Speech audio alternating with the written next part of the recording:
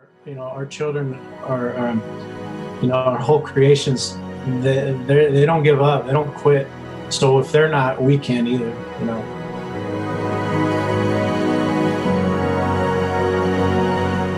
Hello, everybody. My name is Ryan Odman, and this is my friend Rochelle. Hey, good morning. Good morning, Rochelle. So Rochelle is all the way out in Beaumont, California. I'm here in Chino Hills, California, and we're here to do another Whole Creations podcast. So we're really thankful to be here with you all. Anybody that's hearing this, anybody who's watching this, whether you're on YouTube, Spotify, Apple Podcasts, Google Podcasts, wherever you are hearing this podcast, I hope that it is very insightful and impactful to your life. So with all that being said, I have some questions for Miss Rochelle. Rochelle, what do you do for a living? Oh, I'm an occupational therapist, and I work with kids with special needs in the school district here in Beaumont. So in high school, middle school, and elementary school. And I love supporting kids and being successful in the occupation of school and whatever they need, and kind of like cracking the code on like what support they might need so they can be super successful, and kind of helping people to understand and be compassionate and loving towards them. So yes. When I was working with my student yesterday, what I've learned is when I was with him in the OT room, he always loves to work out. And just seeing how once upon a time he may have not been able to do things, and now he's doing things that defy the odds of what he couldn't have done years ago, it really just gets your heart going in the right direction, because it's like, yeah, this is what it's about. It's about defying the odds of what a diagnosis may say that you can or can't do, and just showing that they can overcome all things. And so this is a beautiful field to work in. It's not easy, but it's always worth it when you look at the progress they've made and the bigger picture of their future. So looking in the past, but looking towards the future. So can you share more about what an occupational therapist does overall? Oh, okay. Yeah, I know. It's so funny because the name sounds so like, what? You're looking for jobs for people? It's like, no. So basically anything that you do in life is your occupation, and school is an occupation. I always tell my kids, I'm like, you're going to your work while I go to my work. So I'm just supporting, looking at, if they have sensitivities to like sound or light, what kind of modifications can I do? If there's some noise that's just driving them crazy and they can't focus, then let's see if we can, adapt that. Looking at, a lot of times, most of us humans don't do well just sitting for long periods of time. So a lot of times I'm coming into classrooms and getting more hands-on movement. So if you can learn while you're like doing something, it's a lot easier to remember. So encouraging teachers to like help the kids to be at their optimum learning level, and innovating the classroom so that it's a better place to learn for them. Because if a kid is tuned out, no matter what you do, you're not going to be able to learn. But if you can get them back engaged and doing some movement, some activities, hands-on. So that is always my goal, is like, how can I create a space where kids can learn and be successful? And if there's something that's really blocking them, what is that? And how can I like come up with technology or adaptations or different seating, and modify things so that they can learn? Because I think that sometimes it just takes all of our brains coming together and being like, okay, how can we support? So that's really my goal, is just, there's so much technology and there's so many resources, but sometimes you need someone that knows about them to kind of like bring them to the kids. So I feel like that's kind of been my role in the school district. So it's fun. That's amazing. I love talking about stuff like this, because it just gets me amped up, like where you're trying to figure out what's best for the student, to help him or her to stay regulated, meaning ground level, grounded. To those that don't work in special needs fields or know anything about people with special needs, the thing that happens is sometimes, not all of them, but a lot of times they can get very stimulated. Mm-hmm. Stimulated means like their brain is like going at a fast capacity where they're very hyper, equivalent to being very hyper, where they can't focus. Sometimes it's ADHD and sometimes it's not. So one thing that it's like being on caffeine. You're like, oh. right. And learning to be still, even for me, it's like, how do I ground myself? And so you're trying to find with your student, with your client, whether you work in home or in the school, you're trying to find ways on how your student can be, the right word is grounded or regulated.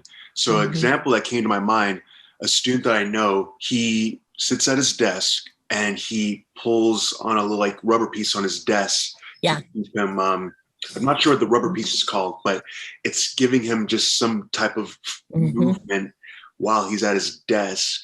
And so we encourage him as he's like getting like all over the place. We're reinforcing, meaning we're telling him, we're encouraging him to pull on this rubber piece. So Yeah. And it's just curious, it's hard to understand why that helps, but it does, like, for example, like I have this like little necklace and I'm sitting here fidgeting with it. And when you were saying that, I'm like, oh my goodness, I'm doing that too, and sometimes it's just very interesting. If your body is moving, you can focus your brain. And some things that I've done that is really fun is like, for example, like the balance board, how you can on that and you have to tighten up your core. Sometimes it can be kind of magical because kids that are having a hard time sitting and focusing on reading, they can't focus, but then I'll put them on a balance board and they tighten up their core. And then all of a sudden their brain is able to focus. Something about being able to control and quiet your body down so that your brain can work. And sometimes it works really well for people and sometimes you need some support. So, some kids will be like really busy and I'll put this like weighted blanket on them and they just feel that like, okay, or doing like deep breathing or like quieting sounds or different things. And I've noticed that even with myself, I'll put on some music and I'm like, oh, I could just work for a long time now. I don't know what it is. It's like, oh, it's that music, but we don't always tap into that. And so trying to help kids to develop these positive coping skills of like, a lot of us adults have our little routines that we do in the morning. We get up in the morning, we're like, let me get my coffee, let me go for a walk, I love to have worship, and then, okay, I'm ready to be present with you. But a lot of times kids, they get up in the morning and it's like, they're tired and their whole family is crazy. Get out the door, here's some food, run, catch the bus. It's just like, and they get in the classroom, they're just like, I had a crazy morning. I can't focus. And so if they can like develop, like, first of all, notice like, okay, I'm dysregulated. I had a stressful morning. I need a moment to pull myself together, to calm down, whatever that might be. If it's drawing, breathing, listening to music, talking to someone, going for a walk. Okay, now let me do that. And now I can sit down and do some math. But sometimes it's like all the noise and all the chaos of all the demands is just overwhelming. And then we're like, why is this kid throwing a fit? It's like, well, they don't know how to tell you what's going on with them. But what's really going on is they're at their wits' end and they need a break. Wow. A lot came to my mind as you're sharing all this, because it's like, whoa. So it's not so much even a special needs thing. It could be all of us, the whole human checking in with ourselves. What's going on? What am I feeling? Yeah. Wow. Man. So that's wow. Man, I want to share this. So Rochelle and I were a part of an organization called Foundations. And the thing about Foundations is it teaches you to embrace what you're feeling and to not just oppress it, put it away, but to bring it out to the light. So in the same way, we're going to bring it back to occupational therapy.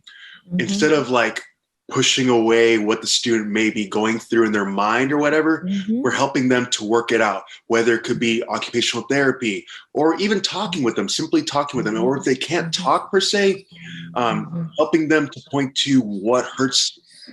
So we're finding ways how to communicate with each other. So whether you're at a workshop, whether you're at school, you're trying to find ways on how to cope with maybe something that you are struggling with.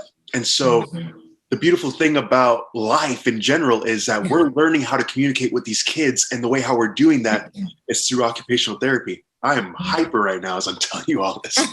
Yeah, I think that there's something that's so beautiful about being like, hey, this is what's going on with me, and it's okay. I think so many times we're like, this is what's going on with me, and it's not okay. And I think that for a lot of times with kids with special needs, things will be going on with them and they feel like they're bad because of it. Like I'm bad because I feel anxious or I feel irritable, or I don't know how to connect what's going on with me to what, it's like they're not able to always put words to it.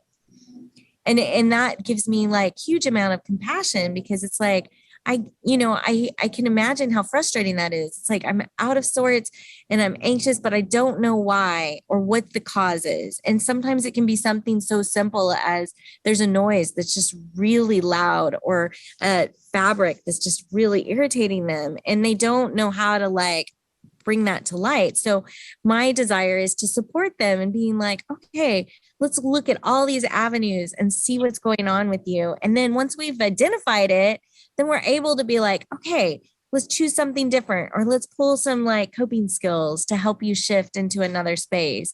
Because I think that's sometimes we just go straight into shame. Like, I'm terrible because I'm upset, or I'm terrible because I can't focus, or I can't do this math, and sometimes it's like, no, we just all need strategies, and we need people that are compassionate. You are speaking to my soul, Rochelle, because here's the thing, like growing up with autism, as I've been writing my autobiography book, which to everyone out there, it'll be out by either 2025 or anyway, whenever the Lord. Yay! That's awesome. The thing that I realized growing up with autism, and as I've been writing my autobiography, I've been realizing I've lived in my head for so long. When things happen, when I had like my first kiss, I realized, or when things happen at school, meltdowns, whatever, people taking advantage of me, I would let all these thoughts swirl in my head, or just when loved ones died in my family, I didn't know how to cope with it. Even though I had therapy per se, I didn't know how to communicate it. But looking back now, it's because of the most compassionate people in my life, in my past, that have helped me 20 years later to learn how to deal with those experiences I've had in my past. And I'm so thankful. It didn't make sense to me in the past, but now it does more and more today. So for everyone out there that works in the special needs school district, or working in home, wherever, or you have a special needs child, I want to encourage you that your heart's desire can come to pass. It's just you being right there and showing them compassion in that moment, showing them that one seed that can impact the rest of their eternity. So years from now, you may not see it in the moment, but years from now, what you sow, it will grow. Man, I'm talking to myself right now. Yeah. Well, I love your authenticity, Ryan, because my experience of you is being so relational and connected and so eloquent with your speech. And I think sometimes we will put labels like, oh, you had autism. Okay, so that means you're not going to have social skills, and you have beautiful social skills, and you're so loving and you're so compassionate. You're such a riot to hang out with, and you really care about other people. And so it's such a message of hope to all the parents out there that have kids. They're like, will they ever be able to have those interpersonal skills where they deeply care for people and are able to talk and able to have a job and be successful? And you are that statement to the world. And so it's really inspiring. So thank you. All the work you've done to get there. Thank you. No, and I just want to give all, like, because this is a faith-based YouTube channel, so I want to give all faith, all praise to God, because Jesus Christ, he's healed me, and I know it more and more as I embrace this truth.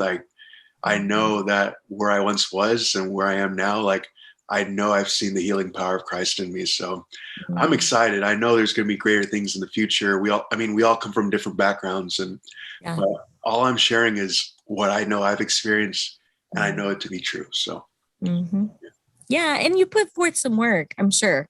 Well, yes. Not just like, oh, boom, like. No. Okay, so this is something that I want to share. This is kind of going off topic, but God doesn't do things just sovereignly. Boop. He uses people. He uses people like Rochelle. He uses people like Ryan.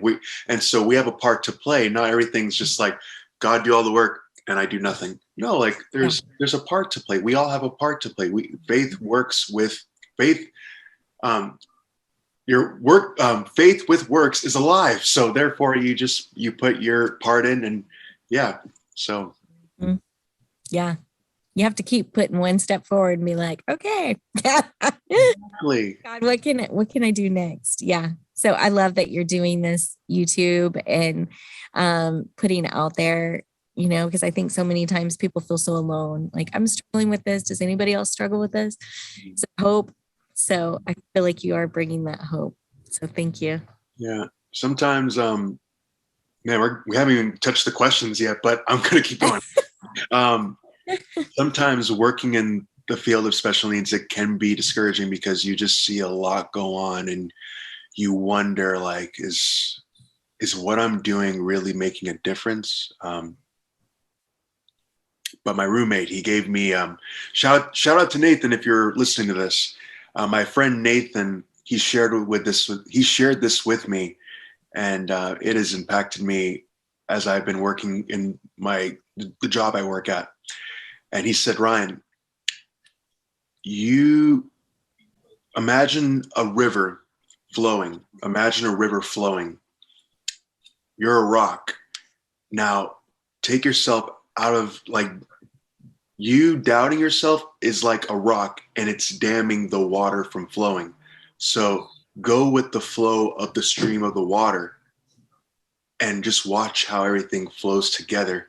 But if you keep doubting yourself, you keep doubting those abilities, you're damming the water from flowing with the students that you work with, or just life in general. You can apply that to anything in life. So, man, that's a beautiful analogy. I'm going to take it. Yeah. But that self-doubt and that condemnation and that critical spirit really dams the flow of, like, being there for others and being your best self. So I think that when you're able to recognize that as, like, okay, I just want to be in God's flow of abundance and I don't want to put rocks in it. Yeah. Good. So, tell us about how, I think you've already touched on this, but tell us about your journey of how you became an occupational therapist for people with special needs. Oh, so I've always loved kids. I have kids. I love kids. Love working with kids. And my husband works for the school district and has really enjoyed it. And so I'm like, oh, I'm going to try it. And it's such a happy environment. I love the laughter and the joy that kids bring. I had worked in the hospital for a while, and I love people of all ages, but there's something really special about working with kids. There's just this hope and this possibility and joy and fun. So I think that was kind of one thing that drew me to it. Also really loved having more time with my kids because it gives you a great schedule working in the school district. And I just thought, oh, I have a heart for kids. Let me try it. So once I got in there, I've really enjoyed it. Yeah. That's beautiful. That's so beautiful. Share with us an impactful moment that you've had with one of your students or clients without disclosing any names or violating HIPAA. Yeah, so I was thinking about this week. I was out playing baseball with a little boy, and I think he struggles with strength. One of his hands doesn't work very well, and so we were playing baseball, and we kept throwing a ball at him, and he kept not hitting it. And I was like, "Come on, you got it," And then he just got on a roll, and he was just hitting one after the other, and he was laughing, and I was laughing, and I could just tell he felt like a superstar. And then I was like, okay, I want you to like carry this ball and run with it. And his hand is really weak, but he did it. And so I was like cheering him on, and he was so excited. And I was thinking, I love being a part of those like superstar moments. Another moment that comes to mind is we do something called Special Olympics, and seeing the kids out there like crossing the finish line and cheering them on, and them getting their medals and feeling like, you know what, I've got some skills, like look at my skills. I just did this, and seeing the joy on their face of the smiles. And I love how present a lot of times the kids are that I work with. Like they're just so in the moment. We have a kid that I work with that's in a wheelchair, and so he can't run, but he was out throwing the ball, and the other kids running after it and catching it. And I love to see that like interaction of him being able to play. They were doing tag, or what do you call it when you throw the ball at people, you hit them? Yeah, smash ball or dodgeball. Dodgeball. So he was able to play from his wheelchair, and there was like all the kids were encouraging him, and yeah, throw us, get me, And I think it's those moments of joy and interaction that they get to be in the game, when I feel like you are important and you're in the game. Those are like my favorite moments. Yeah, no, and those memories, they carry on. I still remember when I first got into the field, when I used to work in home, there's like this client I used to work with, and he would always love to grab lizards or get rocks. So it's just those beautiful memories. They always carry on, and they encourage you every day. So yeah. All right. Last but not least, do you have a goal for the long term working as an occupational therapist? Yeah. So one thing that's been kind of heavy on my heart lately is supporting parents. I feel like sometimes parents need, especially being a parent, you're like, what do I do? I'm so overwhelmed, and teaching them that they're enough, giving them compassion, and then also giving them tools and support to, just to be there with their kids. And so I've been thinking that would be really fun. Maybe like some support groups. So anyway, just a few things I've been thinking about is working on coaching parents and kids with special needs, to support them in their goals and their visions, so they don't ever have to be stopped. Yeah. Be their cheerleader. Exactly. Because I've met parents that didn't take the time with their son or daughter that has special needs, and they're kind of paying the consequences now as their child is older, and that parent is at a very old age. So it's very important to take to have the necessary resources, to have the right supportive people in your life today, and taking the initiative. Everyone has their own story. But actually not but. And as I'm learning that we all have our own story, what comes up for me is learning to compassion is the only way how we make great things happen. So yeah. That's all. That's all for today. So once again, I'm Ryan Odman. I hope everyone has a great day wherever you are at. And thank you, Rochelle, for joining us today. Yeah. Thank you, Ryan. It's been fun. Have a beautiful day. Thank you guys. Thank you all. You all are amazing. So we wish you all well in your endeavors, and yeah, happy 2022. Yeah. Bye.